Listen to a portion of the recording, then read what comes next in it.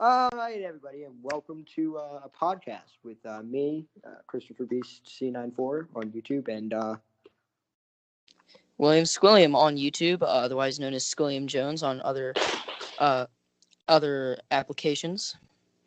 yeah. So today we're going to be talking about what exactly this is, um, what we plan to do with this video type in the future, and last but not least, what our views of Season 6 and going into Season 7 of Fortnite is. All right. All So right. So basically, this podcast is hopefully going to be just something where we talk about mainly Fortnite, but also some other games, and our insights on specific parts and aspects of the game, what we want to see, what we might want to get out of it, and what we think storylines may turn into. Um, yeah. So as Jason said, Christiferbeast are talking about today. Season 6 ending, going into Season 7 of Fortnite Battle Royale, specifically what we want to see, and some weapon changes that might be going on. And Jason's very passionate on the weapon change. yeah, Um, on so the changes we saw this season, and I am definitely going to put my input on what I think about where weapon changes seem to be going and my opinion on that. But first things first, if you're thinking about how readily can we expect this? I have no clue. It's probably just going to be a sporadic little thing. I mean, if you're already a subscriber to my channel, you know my uploads are very sporadic, as is. and same with mine. So it might be something where like 1 week, if we both have a lot of time, there might go like an upload every other day. Another week, if we don't have time, there might be no uploads. But we will try to have a couple uploads here and there when there's something going on. Next things next. Where you can find us. If you let's say you're on my channel, and if you're on my channel, and I'm sure on Will's channel on YouTube, there will be links in the descriptions for everything else where you can find us. I'm on Omelet, Twitch, and YouTube. My channel names for each of those are Christiferbeast C94 for YouTube, Pope of Existence for Twitch, and for Omelet, I use Christopher Omelet. And, well, you can introduce your channels. Yeah, so for YouTube, I am William Squilliam. Pretty easy to remember. Squilliam is in Squilliam Fancyson from SpongeBob. Yeah, and on Omelet, I'm Squilliam Jones, one word, no caps. Same on Twitch as well. So yeah, you can go check me out over there. So. Yeah. And these podcasts will go up on my my YouTube, and that's it for me. And from what hopefully on my YouTube as well, and maybe up on my Omelet. All right. So let's get into the bang for the buck. What we think about Season 6 going into Season 7, and our total views on this so far. So I think the first thing we're going to need to address is really the floating island event. And, yeah. And the cube event overall. The cube, I think, really didn't have much explanation. I would agree. I think we still need an explanation on why Thunderclouds created a cube and why this cube. I mean, don't get me wrong. It was great. It was a great event to have throughout the game. It was amazing to see its progression and its storyline, but we just don't have any background or why. Yeah, it was a great, as Will already said, it was very, very interesting, but it doesn't make sense. And I don't think any of the loading screens so far are doing any explanation to why this is happening. Especially in Season 6. I saw this video on YouTube. Someone had a really great insight into this. A lot of it was these loading screens for the weekly challenges where the skins, getting hunted. And so, I don't know, that might have something to do with going into Season 7, or it may just have to do as just something for fans to turn into whatever they want. But I don't remember where that was going with that. And another thing to know about Season 6 is it's tremendously different than the previous two seasons loading screens. If any of you were here for Season 4, I'm from Season 2, and I think Will was also a Season 2 guy. Season 3. Season 3. Season 4, you get these loading screens that are pretty unique. They actually tell a story. They tell the story of this group of characters that are filming movies that eventually lead up to an actual movie event happening, which is the rocket launch. Yeah. And in the rocket launch, the visitor hijacks the rocket and pretty much creates the original rifts. I mean, before that, of course, there was the meteor event, but those loading screens were one of the bigger stories that we have gotten so far. It was very well explained. It makes sense. And it's And overall it had a purpose. It added something physical to the game, and it changed the gameplay in a way that people enjoyed. Yeah. And when I got through season 5, now I didn't make a video on this because, I mean, I didn't, but I probably should have. When I got to the end of season 5, and I think will agree with me on this, season 5, I think, didn't do that well with the loading screens. I mean, you get this story. Yeah. It's a very nice story about Drift and his friends going around the map, but it doesn't explain anything. And season 6 is worse. I think season 6 is a lot worse. Season 6, you have loading screens that don't make sense. Season 5, all the loading screens made sense. Season 6 isn't true. A best example, I think, is the week 10 loading screen. I think is the best example of this. They're partying about the end of this cube apocalypse, right? Mm-hmm. But it's so just random. Okay, every single week is random. You have week 1, you have Calamity lets the horse out of the stable. Yeah. So randomly, this horse goes from the desert area of the map all the way north to Whaling. Why? We don't know. He just does. Where he just so happens to get preyed on by the Dyers, who just so happen to be beaten by Fable, who Fable, for no good reason, hunted by Dusk. Just go straight to Dusk. And then when you get the week after... Calamity. Yeah. The week after... hunting Dusk. For no good reason, Calamity shows up to save Fable and fight Dusk. But how does... it just doesn't add up. Why is this happening? It doesn't make sense, and it's honestly just too random. Yeah. All right. So back to the cube event, Jason. What were your original thoughts with the cube taking the players in the servers straight to this white universe with the butterfly rift? Okay. I unfortunately was unable to experience this event. But so what were your thoughts on it? All right. Another thing, if you guys haven't seen this event yet, it is up on my channel. I'm sure you've most likely seen it though. It is up on every Fortnite channel. Yeah. The cube event was very interesting. Going into it, I wish I had audio for that video because me and my one friend Andrew said some pretty interesting things before the event started. We believed that the cube would drip out like it did, and it seemed like it repels the force. So because of this, I believe because it was stuck underneath this wake, it was bouncing so much it flew up. We got the whole Flying Island event. And the Flying Island event is it's still charged up, but then it's eating these runes. So it's getting supercharged, pretty much. Yeah. And then it's so strongly charged, it's able to start the Fort Nightmares event. And because of the fact in the Fort Nightmares event, you're destroying cube fragments, you're able to weaken it to the point where you actually break the cube. And that's why it was dripping.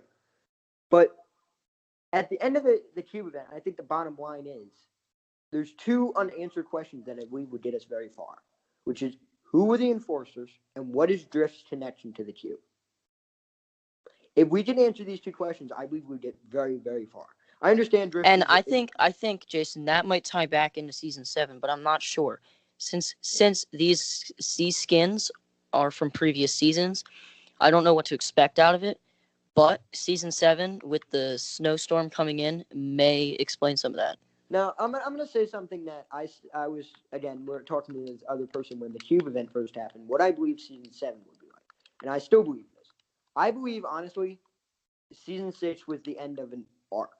And if you know what an arc is in storytelling, it's a group of events that are all tied together. And when the arc ends, you get into another group of stories that are different, but they still have one overarching story. So small little stories happening in one overarching story, right? Which we saw a lot of this season. Yeah. We still don't know the overlying story, however. Yes.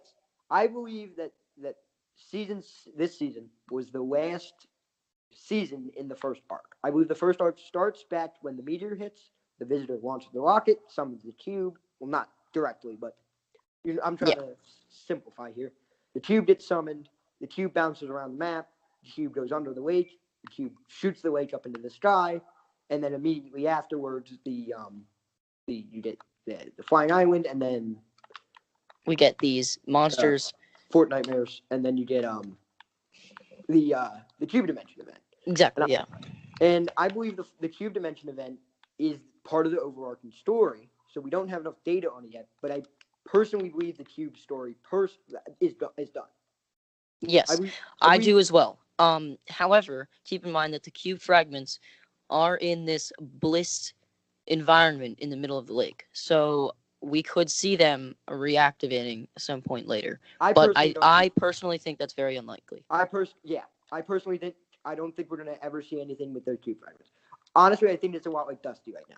Dusty, you have the meteor. Meteor's main fragment has been like moved up into the diner. Yep. And is now made like a little artifact thingy. I believe we're going to see something not similar. I don't think we're going to see another museum, but I do believe that pretty much the same treatment is going to be given to Wakey. Yes. Which is it's a momentum. All right, so I think we've discussed this topic enough. Season 7, what do you expect to see? I'm going to share what I think first. So obviously there's a snowstorm. I think first things first, we should actually, before we go into Season 7, I believe we should talk about what we think this last couple days are going to be. I think we're 5 days left. Do you expect an event? Do you expect anything? I honestly don't know what to think. I think we may get a minor event which will introduce us to Season 7. But I do not think we will get any sort of resolve to Season 6. I agree. And I think with Season... were you around during the comet event before the meteor? Well, not the comet. It's a meteor event. When the meteors would fall mid-game, you mean? Yeah. I believe we're going to get something like that, but with snow. And it would start to snowify, if I may say, the map. Yeah. I believe we're going to begin seeing that down in Flush. And I think we're going to begin seeing some of that. Flush, Lucky. I would definitely expect to see some snow starting there as well. But talking about Season 7, I think the first thing to acknowledge is this rumor. I'm gonna attack this first because this is something that I've heard a lot of, and I don't agree with at all. The belief that robots are going to destroy Tilted, or that there's going to be a mode where you fight robots in Tilted. I have to agree with you there. I would not be surprised if some sort of robot came in, but not to the extent of which people are saying. We might see a Fortnitemares event with robots, but I don't expect it. Not even close. Yeah, honestly, not to the degree of which Fortnitemares was. Because honestly, if we're looking at Fortnite's track record so far, they really haven't done the same event twice. Yeah, and changing it to be robots, especially in the snowstorm, wouldn't really make a lot of sense. However, even though the aim scan does have this ice on his hands and feet. I believe he's a scout. I believe he's scouting out there. I think that his name is a perfect replication of that he's a scout. I think he's scouting out the area for this iceberg and whatever it's going to bring. Yes, and so to that, you said someone glitched and saw an ice castle. Yes, someone actually did. Chronic Games, they had a stream where they saw an ice castle. The two lights that you can see on the stream, not on the stream, in the iceberg, are actually from a castle. Yes, and so with this castle coming in, I feel we may get a new point of interest. Now, I don't know if it's going to be evolving upon one that we already have, or if it's going to be adding one, which I don't really know where we have space for it. But, I don't know. Yeah, I think it's going to be interesting with like what new locations we could expect, and honestly, evolutions of current locations. Yeah, I think I'm going to need a little more time to think about that because I haven't really thought about that much yet. But, yeah. Honestly, I believe Season 7 is going to be very interesting with the whole holiday. Holiday. Yeah, holiday season. I don't really know what to expect. What kind of skins are you think going to come out? A lot of, much like the holiday, season. Obviously. Yeah. But I think we might get something to remember the Cube event. I don't know. We didn't get something to remember the meteor event. Well, that was the Blockbuster skin. Yeah, but that Visitor. Mean then. Well, because technically AIM wasn't the Cube event. Yeah, AIM is more, I feel like Epic used AIM as a teaser to Season 7. As opposed to something to commemorate the past season. Because honestly, if we're taking off the theory, if we're gonna assume what I said earlier is true, which is that this season, that Arc 1 is over, that the final cube event with the other dimension was the end of that arc. If that's true, then honestly, by the time AIM was out, then that arc should be over, right? So they shouldn't Yes. have a Yeah. skin about that arc. Yeah. And that's another thing to note on. What is the Enforcer skin? I personally love it, but I know a lot of people hate the skin, and I think they would like it more if they knew what it was about. I like it because it's like a Spec Ops skin, and I feel. Yeah, it's a good looking skin, but people want to know the story behind it. Yeah. So, I don't know. All right. So here's what you've been waiting for, Jason. I know you've been waiting for this. We've concluded what our major thoughts are for season 7, and obviously we don't know really where it's going to go, so we're gonna have a little more time to think about that. Yeah. So at the end of the video, we'll touch back up on that again. Gameplay changes, weapon updates. Okay. Honestly, no pun intended. Let's start with the season 6 updates. I am kind of mad with where the weapons seem to be going, and I might be just because I have that. Like, I'm season 2. I remember back when we had season 2 weapons. I'm gonna pop in real quick. Yeah. And I'm gonna tell why I think you are mad with this. The weapons and gameplay style overall is moving to be appealing more towards the new players. I would agree to a point. Okay. And I'm gonna touch up real quick on what weapons on the weapon removals first before we talk about the weapon adds. So the weapon adds are way more interesting than the weapon removals, and I want to hear your opinion on a couple of these too. All right, hold on. The dual pistol removal, I think, was completely yeah, I call them dualies. That's a personal thing with me because I think that's something that other people say as well. I'm not gonna lie. I hope they do. It's a good name for them, man. But the dual pistols, I don't see why they're removed. I can understand if you're saying, well, there's too many medium weapon ammo types. Then they could have just lessened the damage they do and stuck them in light ammo. They were not a bad weapon and were a decent alternative to the burst that was close range. And honestly, I think they were a nice counter to, if anyone remembers the Season 5 meta of SMGs, I used dualies during that time, and I wasn't really having a problem during that meta, when a lot of people were complaining because the shotgun lost against the SMG. I think the dualies were a great close-range weapon, and I don't really see why they were removed.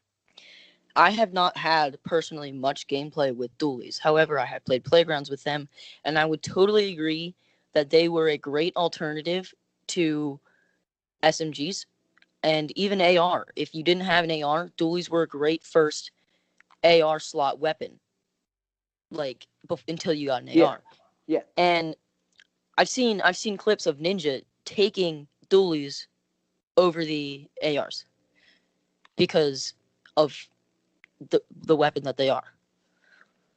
Yeah. And I understand if you can see the dualies as a spam weapon. I can kind of agree with that because, I mean, I was in playground. I played a couple playground matches the last couple of days, and my style has changed. If you're one of my subscribers, you would see that because I don't have the dualies anymore. Or glider redeploy.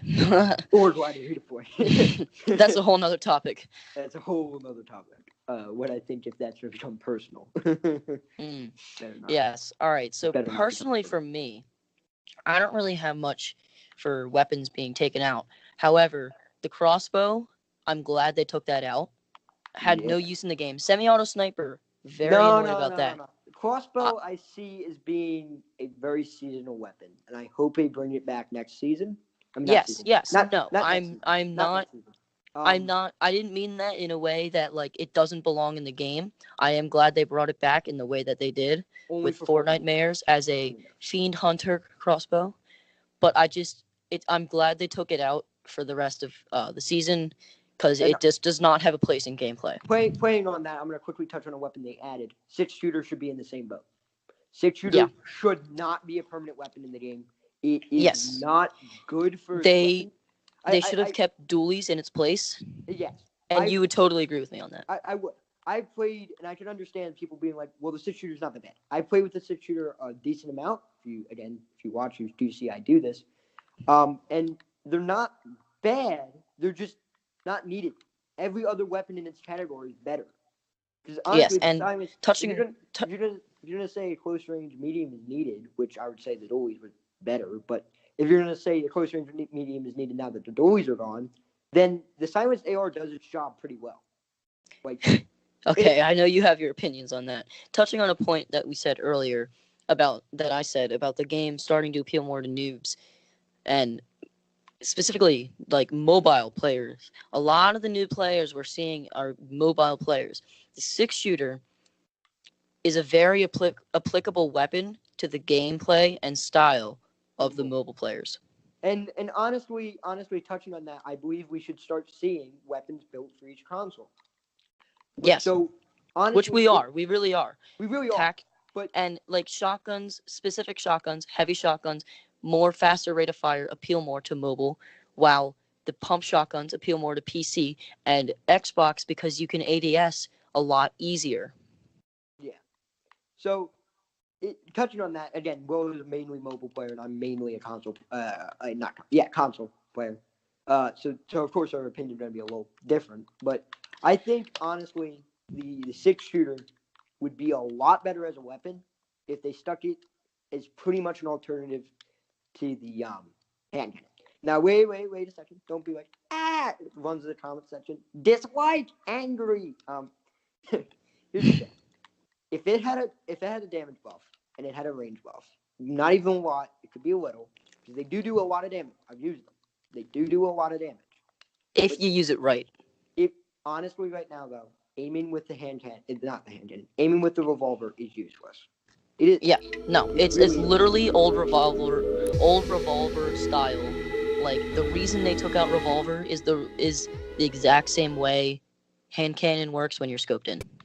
Yeah, it's unnecessary as a weapon, and it isn't. It's only good for that close range combat, and I can understand that, but it does have an aiming style. If you're gonna make it like that much of a close-in weapon, then give it what the shotgun has, where if you aim in, it just zooms you in. Because aiming in with the revolver isn't good. It actually can throw your shot. Yes. All right. Well, moving off of that, we've got quite a lot of opinion on that. Yeah. I'm gonna go back to I know how I said the gameplay is moving towards appealing to the new players. That means more mobility, a lot easier ways out of situations, and also the addition of a lot of explosives and spam weapons. Yes. AKA the minigun, quad launcher, dynamite, and stink bombs. Stink bombs. Stink bombs are old. They are, but I think they were that and clingers, I think were the transitional phase into appealing to the noobs. I'm going to disagree. I think the transition with the noobs really is coming from the fact that a lot of weapons now are making building almost obsolete. Miniguns, quad launcher. I used to be a build heavy player, and I'm really not, because I don't see a need for it. And that's mainly because in our current age of Fortnite, I understand you can say, well, quad launchers are good. Okay, quad launchers are only part of the fun. ARs, heavy ARs are decent base builder killers. Hand cannons got a little bit of a buff that instantly cuts out a ramp now. However, that is necessary. That really was a necessary buff. I understand it's necessary, but there's a lot of base building is not base building. Base building is still good, but building is generally not as good as it used to be. And I remember it's funny because the whole thing about Fortnite when it first came out is you can build to protect yourself. Now, back in Season 2, I didn't play, but even in Season 3, not a lot of people built. You'd get a wall and a stair. Not even a full 360. Yeah, and so you wouldn't need these big dynamite miniguns, quad launchers to take out these structures because your AR would be sufficient enough to get through. But now, people are really relying on building.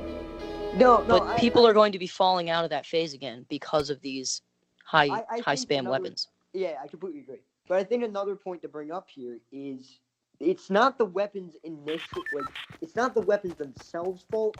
It's more of the amount of weapons. Here's the thing. I'd be fine if the SMG wasn't good enough to pretty much rapidly burn through a base. SMG Yeah. meta may be dead, but it still has its repercussions. I can pull up with a compact and easily burn through a base. And No speaking of quad launcher, people say quad launcher's overpowered, you can just spam. It's really not. There's not that much damage it actually does. It does like what, 50 damage? And it does a lot more than that. Well, yeah, but it doesn't do as much damage as people think it does. Yeah, and also, it's it not has like bullet drop. It has insane it has drop. insane So you have to be knowing what physics you're working with in order to use it like effectively. Yeah. Also, another big concern I've heard about this season, but don't get me wrong, I actually love this. Me too. We may be sounding like, oh, the weapons are changing. Oh, we hate that. Oh, the season story was bad. We hate that. I'm sure I speak with you all about this. Yes, it really was. This was my first Battle Pass season, and it was my what? Oh, it was my third season. Okay, yeah. It was my first Battle Pass season, and it's my fourth season. I took a gap season around season 5, so unfortunately I missed that progression there. But honestly, I love where the game is going, and I love being able to play the game the way it is right now. And I would very much like if Epic would continue this progression with just the small tweaks on the story. I really think that's where the big tweak. We should play all night and day about the gunplay, but honestly, the gunplay isn't that bad. It can be argued either way. The gunplay, it's just really. As you guys are watching this, you can see footage in the background, and it's not bad. You can see players like me and Will, who can be considered OG, are still able to do well despite the fact that it seems like Epic is catering to the new players. Which isn't bad, but they need to keep in mind the OG players that still want their gameplay that they originally joined for. I think Epic, honestly, I think they're going on a very good trend, but if they can, they're close to a slippery slope. If let's say the Zapatron was added back. Oh my god. Or let's say, as I've heard a decent amount of people saying, attachments were added to weapons. That would not be okay. Yeah, that would be going into having a realistic, which honestly Fortnite is decently realistic, but I love the cartoon aspect and picking up weapons and using them as they are, as opposed to like in PUBG and things like that. Not even that. On the old OG versus new player concept, the OG player is not used to picking up an AR and having to equip the silencer. Yeah. The OG player isn't going to be pulling out his AR and instead of looking for more ARs, is looking for more silencers. Or more mag extension, more a scope. Not what the OG player wants. So and honestly, I'm not even that much of an OG player, starting mid-season 3. But still, even being there, I love that aspect of if you want a certain thing on your gun, you got to find the gun with that. Yes. You shouldn't be able to add a scope, a silencer, an extended mag, and a stock all to your gun. You should be specific about what you want and know your gameplay and benefit from that. Yeah. All right, so let's see. What gun progression do you expect to see in season 7? Just minimal. All right. First things first, I expect the 6-shooter to be gone ASAP. Me too. I don't think anyone in the community really likes it. So I don't think Epic's going to keep it. I haven't heard a lot of people talking positively. I mean, I could be wrong. There could be a ton of people that are like, I love this gun. It's so good. But honestly, probably the most. Yeah, I remember when it first came out, mobile players benefited from the 6-shooter. It was the new SMG meta, would you say, of the mobile players, and you would agree with me with this. Yeah. Because when it first came out, here, me and Andrew, the other friend that we're talking about, me and him, we did a Wild West in Playgrounds battle, right? We were like, oh, dude, 6-shooters out, we gotta do a Wild West 1v1. So it was me versus Xbox, and I was destroying him. I was using the 6-shooter. He would rush me with a double barrel, and I'd destroy him because of the 6-shooter. It was such an appealing weapon to the mobile, passive, aggressive style of gameplay. And it's like that passiveness of waiting for someone to push on you, and then once they're there, you just aggressively spam them, that the 6-shooter really does a great job of. Would you agree with me on that? Because Yeah, I know you do play mobile a little bit. Yeah, I completely agree. And I'm not a massive mobile player, but I can say from my limited mobile experiences that that's a true statement. The mobile was able to get those spams out much better than a console player is, which is why, like, if you look on the actual comps, which is all platforms, you're actually starting to see mobile players doing better. And I think that's a good thing about the 6-shooter. But yes, if the 6-shooter is going to be the mobile gun, then here's where my problem lies. I think Fortnite has this idea in their mind. I mean, Epic has this idea in their mind that you can only have a set amount of guns, and they don't want to oversaturate the loot pool. But honestly, I don't think it would be too bad if they had more weapons, because there needs to be. Now that's where I disagree, because people would get good with all these weapons, and it would cause just so much variety and so much loot RNG that would be like you'd get such a diluted pool of weapons. I don't think that would be that bad, personally. Because it would let people get better at all times, instead of depending on that body, depending on that code shot. That's true. On gold pump. I do hear you with that, but I still think Epic does have the right idea with limiting their gun numbers, but I do agree that they should expand their range of weapons that they have. And if they're going to continue if we're going to continue with small weapons, then honestly, I think I speak for console PC. If we're on console PC, you don't want this. If you're going to make the 6-shooter a weapon, just stick it in like make like a mobile only weapon pool. So if you're a mobile player playing by yourself, you can get the 6-shooter. Not by yourself, but not with the console Xbox. Yeah, like on mobile servers. PC. Because honestly, when I pick up the 6-shooter on console, I think it's a waste of the loot pool. I think it's contaminating the loot pool. It isn't fair to those mobile players that are now able to get good because of it. Yeah. I would agree with that. Based off what I said earlier, that I still think the guns don't go. Of course it will. The majority of your community is not on mobile. The majority of the Fortnite community is not on mobile. However, like I said, we are seeing a lot of people, if they are new players, they are starting on mobile, and if they are OG players, they are not converting, but they are secondary play on mobile because it's such an accessible game. Yes. But honestly, I think the 6-shooter problem is very unique, and I don't think any other. Yeah, it's not something with a weapon that we've really seen before, because it's a good weapon in certain situations, but people are giving it hate for some things that it shouldn't deserve, but for some really important factors that I think Epic is just kind of ignoring. All right. Another thing I think would be interesting to see in 7, would be, since it's seasonal, we should see another seasonal weapon. Yeah. I think a seasonal, like, snowball launcher would be awesome.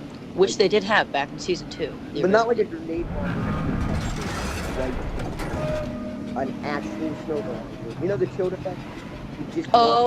Or having some sort of snowballs. Just snowballs in general. That would be awesome. In which you would be like a grenade, but you throw it and it would disperse the chiller effect in like a half or a quarter block radius. You know what I mean? Yeah, I think that would be awesome. And also, I think the chillers were only added because of preparation. Let me identify a block. When I say a block, I mean like a floor panel. Divide that into 4. A quarter of that would be a quarter block radius. Yeah. I think you got that, but I just want to make sure for people listening that they understand what I'm saying with that. Yeah.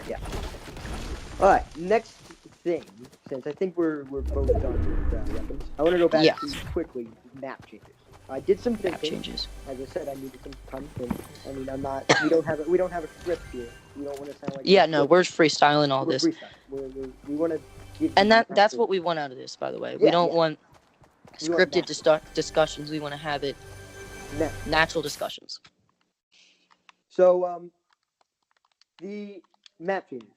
Yeah. Everyone knows about. I'm sure everyone knows about the whole food fight LPM, right? That happened this season. Yes. Yes. Well, Yes. Yeah. I was just expecting a response, but then I realized, oh no, I'm not getting a response. Yeah. You had a response from me, but like no one's watching right now. It's just like random people watching it. It's like, oh, I'm gonna have to figure that out. All right. So,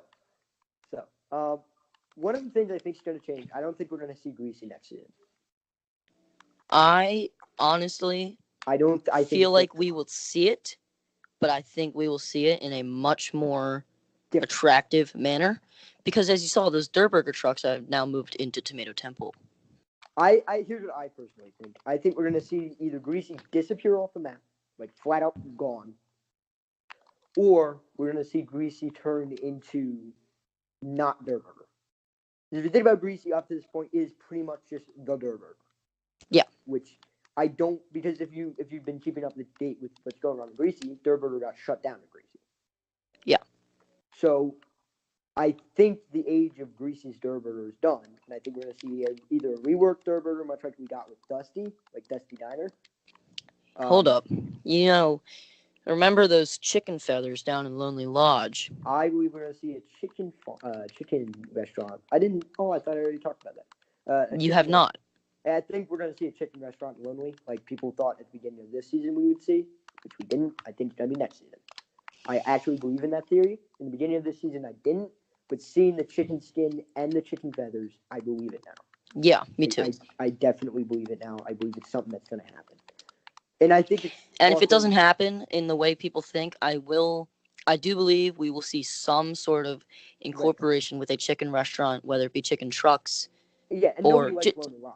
Honestly. No, yeah. I've not seen anyone go there for loot unless it's those try-hard, sweaty people that go when the bus first drops. Yeah, I remember back in season 3, I was that guy. I would jump whatever the first location was, because I wanted to get as many kills as possible. That was sad times, man. Sad times. Anyway, I think... Yeah, map changes in general, though. I think I agree. I do agree with you with Greasy changing. I just don't know yet how that's going to go about. How severe it's going to be. Yeah, and I do expect a new point of interest, but I expect Lonely gone and replaced with a chicken place, and I expect Greasy gone and replaced with something. And I do expect some sort of Frozen-based, snow-themed point of interest. I just thought about that. I had something I was thinking about earlier, and I didn't say it because I forgot it in the middle of this conversation. Yeah. More proof that this isn't scripted. I believe the iceberg. If you look at the map of Fortnite, you have this almost box-like shape, but there's a giant in the bottom left-hand corner. Cove. There's a cove. Water. I believe we're going to see something there. I believe that's. And I expected. I remember in season 5, I watched what was it? It was just like fan ideas for what's going to happen when we first had heard the idea of a ship, which is now in Viking Village, which should have a name. I'm extremely disappointed, but whatever. Yeah, I saw big ideas of there being a pirate cove or something, but I feel like what's going to end up happening is that Glacier is going to take the spot of that big gap. I believe so. That's a good way they could add map things without getting rid of places people like. Yeah. Because, I mean, that cove has been there since original days. Like, it's just been a big outcrop that's been nothing there. Also, I believe there will be snow on Viking. I think that's... yeah, it'll be completely covered in snow. Yeah, I think the whole area will be snow. I think that's a given. I wasn't going to say anything because I think it's a given. But it's pretty given. And I said, as we said earlier as well, I definitely expect Lucky and Flush to both get major snow. Yeah. I hope they don't get removed. I really, really like this place as an OG. Me too. As a challenge grind spot or a passive practice game spot, not as I will main that landing spot. Yeah, I'm not one of those guys that will land tilted every match, but except that not with tilted, it's lucky landing. Like no. Yeah, like I'm not like you've seen on Jason's channel, I'd assume, our gameplay. We normally land somewhere decently middle, maybe a little off the bus, but not something super passive or super aggressive. That's when I'm with you. When I'm by myself, I land everywhere. Well, yeah, but yeah, I like landing everywhere because honestly, unless there's a place I really hate, which I can't think off the top of my head, Viking, you hate Viking. I know you do. Okay. I'm not gonna go into my mini tangent on why I hate Viking, but trust me, there's a reason. There's a legitimate reason, and it's mainly to do to like just feelings of like being rejected, and mainly due to why my KD is so bad is mainly due to Viking. Because in the beginning of the season, I may or may not have had an idea of winning there 300 times in a row. And it didn't end up well for me. So my KD. Well, yeah, any new POI is definitely going to get a lot of people that are really sweaty and really try hard and are trying to get that Twitch TV win at the new interest point. My reason for landing there over and over again was because I wanted to prove to Andrew that I could win there, and I just couldn't. Oh, good time. Which is why Bobo loves it so much. I hate it. So Bobo is Andrew, by the way. Yeah. Just putting that out there for all you who he just mentioned Andrew, and I was just like Bobo, and everyone's like, ah! Who is this hobo? Who's this Bob O? All right, continue. Random tangent of the ADHD or whatever. But next, yeah. I think that's really all we're gonna get out of this little first session. I mean, there is, of course, we could talk about the AIM Week 8 loading screen, and there seems to be a marker on that map, but honestly, I don't know where that marker points. You'll probably go. There's probably a better channel that's like super try hard on researching, and it's like this is exactly where it's pointing to. But yeah. I don't think it matters personally. I know what you're talking about now. Sorry. I don't think. Yes. I don't think his map. I don't think his map is specifically anything. I think it's hinting towards him, like you said earlier, scanning out the location. Yeah. Because I haven't studied it, but I've looked at it. I was like, does this tease to something? And it's literally just flush and that road. I don't think any of the end of this season's loading screens are supposed to tease anything. I really just don't. Unlike in season 5 where there's the Dark Bomber skin you had also another thing I loved about season 5, and I was really hoping season 6 would do this, but they didn't, was that the week 10 loading screen was hidden in the week 9 loading screen. Really? It was the Dark Bomber. You can see the Dark Bomber loading screen in the right next to the cube. I'll probably put an image up. The loading screen's inside of the week 9 loading screen, and it's I love that. I absolutely love that. Because it was like I obviously was not there for it, but hearing that, I would really enjoy having that as something like as an aspect of the game. Because honestly, and I don't know if I've said this yet, I did not like the week 10 loading screen. I liked it. No. Don't get me wrong. I liked it as a loading screen, but it should have been the week 9 loading screen. Yeah, I don't have the week 10 loading screen, so I don't know what it looks like. Karen will grind that, by the way. Sorry. Don't worry about that. Don't worry about that. Check out his stream. He'll be grinding that. Not with me because I'm terrible at grinding. Yeah. I already got my challenge. Has week 10 already up? Oh, yeah, Jesus. Yeah. No, but I grinded out the day it came out. Yeah, because you're a scumbag. And you bring your mobile to school and play it literally. Okay, don't worry about it. Things Fall Apart. Things Fall Apart is really just Jason's phone. It's a good book, guys. You should just Google it and read it. Things Fall Apart by Ashibi Nawabi or whatever. I read it in a day. And then I played Fortnite for the rest of the day. Grinding week 10 challenges. Sorry. Grinding week 10 challenges with Christiferbeast in the middle of the day. All right. Anyway, guys, thanks for watching this podcast. This is the first of hopefully quite a few. And we're hoping to get our friend Bobo, Andrew, that we've been talking about on here a couple times. But if you enjoy it, please let us know. Also, let us know some discussion topics that you'd like us to get onto next time we upload. But yeah, any final words? Yeah, hit a like, subscribe to both of us. The I'll more try to likes, upload this to my channel if Jason can send it over to me. yeah, I will. The more likes and subscribes we get, the quicker we are to make the next one. I mean, of course, we won't make one like tomorrow and be like, "Oh my God, guys, we just thought of something new. Trees are gonna turn blue because it's cold." No, we're not cringy and dying for views, but definitely make sure to hit a like. It helps. If you, yeah, it'll help support the channels for both of us. Yeah. I mean, And go check out our other